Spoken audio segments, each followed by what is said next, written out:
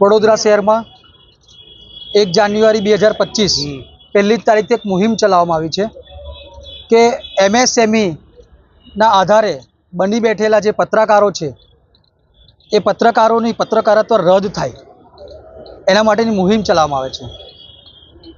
અમે 1/1/2025ના રોજ કલેક્ટરશ્રી, પોલીસ કમિશનરશ્રીને આવેદનપત્ર આપી અને તેમને ઉજાગર કર્યા છે કે આ ખોટી રીતે બની બેઠેલા પત્રકારો છે તો એમની પત્રકારત્વ રદ થાય।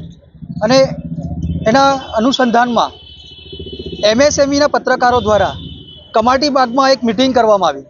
હું એમને પ્રશ્ન પૂછવા માગું છું કે કમાટી બાગમાં કલેક્ટર બેસે છે, કમાટી બાગમાં પોલીસ કમિશનર બેસે છે, કલેક્ટર શું કોર્પોરેશનના કમિશનરશ્રી બેસે છે? તમે ત્યાં જઈને ન્યાય માંગો છો? ન્યાય આપવાના આટલા બધા દરવાજા ખુલ્લા છે, જ્યાં જ્યાં અમે એ દરવાજા ખખડાવીને આવ્યા છે અને આજે એક વધુ દરવાજો અમે અહીંયા ખખડાવવા આવ્યા છે। મ્યુનિસિપલ કોર્પોરેશનની કમિશનરશ્રીને આજે આવેદનપત્ર આપવા આવ્યા છે કે આ બની બેઠેલા જે પત્રકારો છે, હું એમને એક પ્રૂફ સાથે કહું છું કે બની બેઠેલા પત્રકાર છે। કેમ? એમની પાસે PCC કઢાવ્યા બાદ પત્રકારત્વ મેળવેલી છે? શું એમની પાસે તલાટીએ જવાબ લીધેલો છે? હોય તો મારા પાસે પ્રસિદ્ધ કરે। એ ખોટા ખોટા ડાયલોગો મારે છે ને કે ઉનકા ઘર शीशे का है वो पत्थर क्यों मारते हैं? भाई તમારી જુગ્ગી ઝૂંપડપટ્ટી છે, પથ્થર મારો તો અવારનવાર થવાનો જ છે। હવે તમે તૈયારી કરી દો, તમારા કાચના, અમારા કાચ નહીં, તમારા કાચના શીશ મહેલો પર હવે પથ્થર મારો જ થશે, બરાબર? અમારો તમારી સાથે સીધો કોઈ વિરોધ નથી, અમારો સિસ્ટમથી વિરોધ છે। તમારે પત્રકાર બનવું હોય તો તમારા માટે SDMની ઓફિસ ખુલ્લી છે, તમારા માટે RNIના દરવાજા ખુલ્લા છે। જાઓ, ખર્ચો કરો, પત્રકાર બનો। તમે ખોટી રીતે એક સેવ ઉસળીની લારી ખોલવા માટે એક શાકભાજીના પથારાવાળાને માનનીય નરેન્દ્ર મોદી વડાપ્રધાનશ્રીએ મદદ માટે એક સર્ટિફિકેટ આપ્યું અને એ સર્ટિફિકેટના આડમાં તમે આ કેવો ધંધો કરી રહ્યા છે? તમને પહેલાં તો બોલવાની તમે જોવી જોઈએ કે તમે પોતે પત્રકાર છો અને પત્રકારની ગરિમાને લાંછન લાગે એવા શબ્દોમાં તમે ઇન્ટરવ્યૂ આપો છો। કઈ ભાષામાં તમે પત્રકાર છો? તમે પત્રકાર છો? આ કમાટી બાગમાં મિટિંગો કરી પત્રકાર બની જવાતું હશે તો 23 લાખ પબ્લિક છે, બધા પત્રકાર બનો, કમાટી બાગ આવશે, શું બનાવી દેશો? એટલે આવા કોઈ પણ ખોટા બયાનો, કોઈ પણ ખોટા વિરોધ ચલાવી લેવામાં નહીં આવે। આજે અમે કોર્પોરેશનશ્રીનો, કમિશનરશ્રીનો દરવાજો ખટખટાવવા આવ્યા છે કે ખોટી રીતે આ લોકો જે કોર્પોરેશનની ડાયરીમાં ઘૂસી ગયા છે એમને બહાર કાઢો અને એમના નામો રદ કરો। અમને સિસ્ટમ બનાવો કે RNIનું સર્ટિફિકેટ લેટર પેડની પાછળ જોડો અને ત્યારબાદ જ તમને કોર્પોરેશનની ડાયરીમાં સમાવેશ મળશે એવી કોઈ પદ્ધતિ બનાવો। એના માટે આજે અમે ધ્યાન દોરવા માટે આવ્યા છે। વિક્રમભાઈ ડાભી, સાવધાન વડોદરા સમાચાર તંત્રી।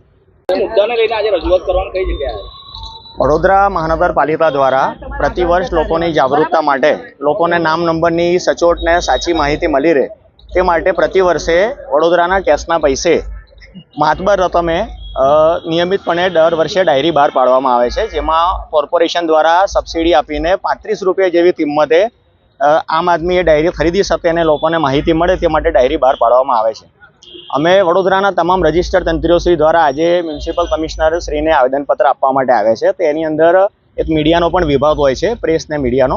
એ પ્રેસ ને મીડિયાની અંદર કાયદેસર રીતે વર્ષોની પ્રણાલી મુજબ એવું ચાલતું હોય છે કે જે પણ પ્રિન્ટ મીડિયા હોય એને પોતાનું રજિસ્ટર, RNIની સર્ટિફિકેટ અને લેટરપેડ પર નામ નંબર લખીને આપવાથી એનું નામ એડ થતું હોય છે।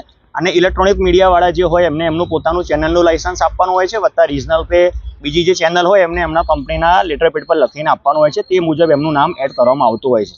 પરંતુ ગત વર્ષોથી ઘણા ટાઈમથી વાલાદવાલાની નીતિ અપનાવીને બોગસ અને બની બેઠેલા તંત્રીઓ અને માલિકો દ્વારા અંદર ખોટા નામ એડ કરવામાં આવે છે અને એનો ભરપૂર દુરુપયોગ કરવાનું અમારા ધ્યાને આવેલું છે, જેનાથી સાચા અને સચોટ પત્રકારોને લાંછન લાવે છે અને બજારમાં અરાજકતા ફેલાય છે। અને એ લોકો જાણી જોઈને આ લોકો આવી રીતે નામ અંદર એડ કરાવડાવે છે। એની અંદર અમારો સખતમાં સખત વિરોધ છે। આજે અમે બધા તમામ અખબારના તંત્રીઓ ભેગા થઈને માનનીય મ્યુનિસિપલ કમિશનરને આવેદનપત્ર આપવા માટે આવ્યા છે કે આનું બરાબર જોવામાં આવે, નામ નંબરનું લિસ્ટ યાદીને, અને એ પ્રમાણે પછી યાદી પ્રસિદ્ધ કરવામાં આવે। જો આની અંદર કોઈ પણ આ વખતે ચૂક કરવામાં આવશે તો અમારા તમામ તંત્રીઓશ્રી દ્વારા ઉગ્રમાં ઉગ્ર આંદોલન આપી અને આનો કાયદેસર વિરોધ કરવામાં આવશે। મારું નામ હિમાંશુ જોશી છે, હું લોકમૈત્રી ન્યૂઝનો તંત્રી છું।